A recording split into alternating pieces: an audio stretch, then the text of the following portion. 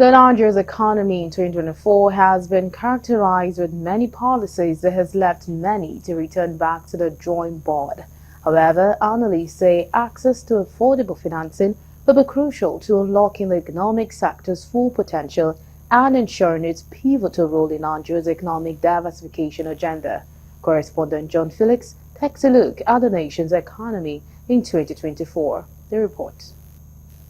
In 2024, the nation's economic landscape has been shaped by a confluence of challenges that has impacted major indicators, from the persistently high inflation rates driven by escalating cost of goods and services, the implementation of tight monetary policies to stabilize prices.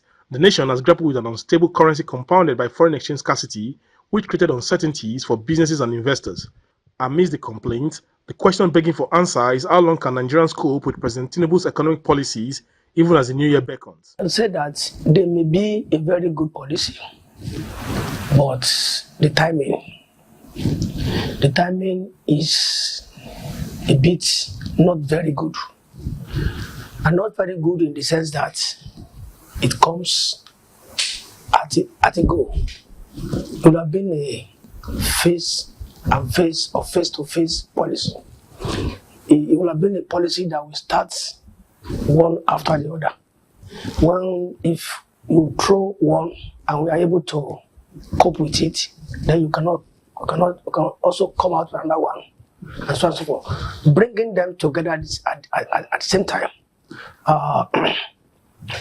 suggest the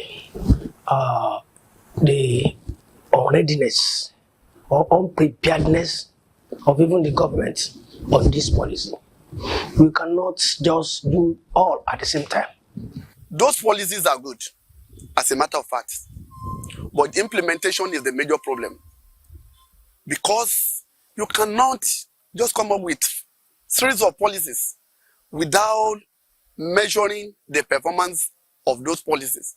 I think that is one problem with this administration, and that is exactly what I've observed right from the beginning of this administration, that started with removal of oil subsidy without considering certain factors that will determine whether it will succeed as a policy or not.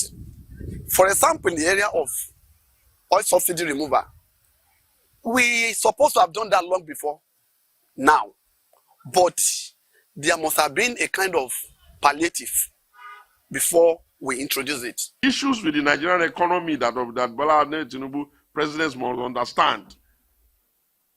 One, he had no business devaluing our currency and devaluing all of us into poverty. That is purely his administrative and government decision. And it is imparting all of us, he has himself and his fourth-rate finance people, Cardoso and Edu, to blame for that.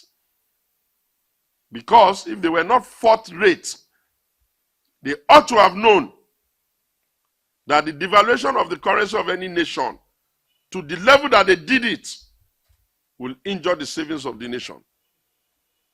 And any nation where its citizens have no savings cannot contribute effectively to development and production.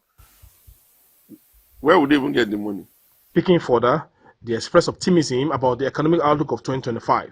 They also want government to support initiatives that will enhance food security, improve rural infrastructure, and expand agricultural value chain. Should consider the masses in every policy he's doing, and if it come out with any policy, it should be a masses-oriented policy, a policy that will help the masses. I know it's trying to deliver the country from a very few individuals that are really extorting from the country. I want a Nigeria where everybody will enjoy the dividends of democracy. And so that one should be at the back of his mind in anything he's doing. The masses should be his priority. Everything he's doing, all he'll be doing, is to make sure that he did not lose the focus on the masses that he promised to help. Fine. The tax reform that is causing controversy presently is a good policy. But there is need to make sure that all the stakeholders understand these policies. One, most of small, medium companies, they are paying double tax or multiple tax. You can put it that way.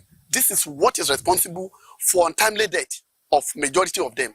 If there is a way all the stakeholders can understand, equally make serious contribution to this present tax policy, and it is accepted, well implemented, most of small, medium companies will come up. Foreign investors will come in too if the tax is reasonable, and that will help our economy. The expectation from Nigerians will be that the economy rebounds quickly for the overall good of all. From Abeokuta, the Ogun State capital, John Felix reporting for Galaxy Television News.